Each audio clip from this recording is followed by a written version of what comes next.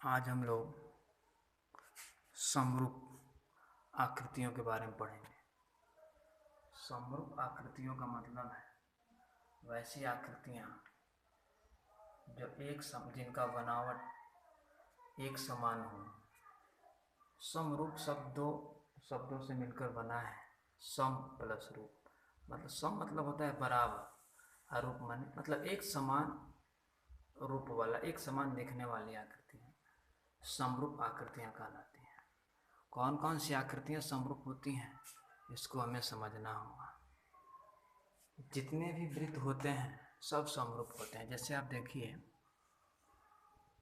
एक वृत्त मैंने बनाया, फिर आकार इसका बड़ा छोटा हो सकता है, इससे कोई मतलब नहीं है, लेकिन दोनों की बनावट एक समान है। इसलिए सभी वृत्त क्या होते हैं? सभी वृत्त समरूप होते हैं, समरूप होते हैं। उसके साथ सभी वृत्त समरूप होते हैं। और वर्ग देख लीजिए,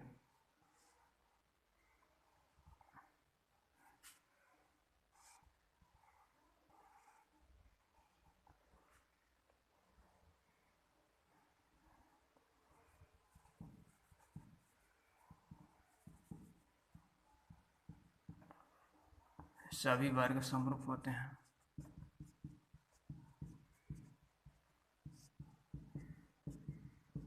इसी प्रकार सभी आयत समरूप होते हैं, सभी समकोण त्रिभुज समरूप होते हैं। अब तो ये हो गया पहचान समरूप आकृतियों की।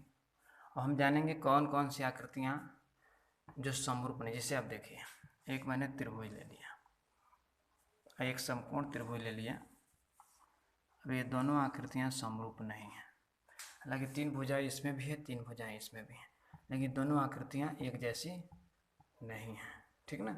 इसलिए समरूप नहीं है, समरूप नहीं है। अभी आप देख लीजिए, जैसे एक वर्ग हो गया, एक वर्ग ले लिया आपने, एक वर्ग हो गया यह वर्ग, और एक वृत्त ले लीजिए। ये दोनों आकृतियाँ समरूप नहीं है, एक समान नहीं है। फिर वर्ग और आयत हो गया, ये आपका आयत हो गया, और ये आपका वर्ग हो गया।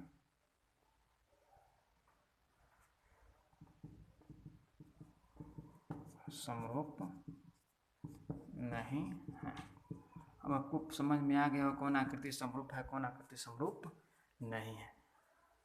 सभी आपको जितने भी समबाहु त्रिभुज होंगे, समबाहु का मतलब समझते होंगे, जिन त्रिभुजों की तीनों भुजाएं आपस में बराबर हो, उन त्रिभुजों को हम समबाहु त्रिभुज के नाम से जानते हैं। सभी समबाहु त्रिभुज क्या होते हैं? सभी समबाहु, देखिए, सभी समबाहु त्रिभुज समरूप होते हैं। सभी समबाहु त्रिभुज समरूप होते हैं। इसके अलावा अब हमें जानना है कि जो आकृतियाँ समरूप होंगी उनकी क्या विशेषताएं हैं। जितने भी बहुभुज और त्रिभुज समरूप होते हैं उनकी विशेषताएं हैं। उसको मतलब ये रूल समझ लीजिए। इसका रूल क्या है? यदि संगत कोण बराबर हो तथा संगत भुजाएं समानुपाती हो तो त्रिभुज समरूप होते हैं। ये संगत भुजाओं का मतलब, जैसे एक आकृति ले लेते हैं, हमने यहाँ पर ले लिया एक त्रिभुज ए बी सी, एक त्रिभुज ले लिया हमने पी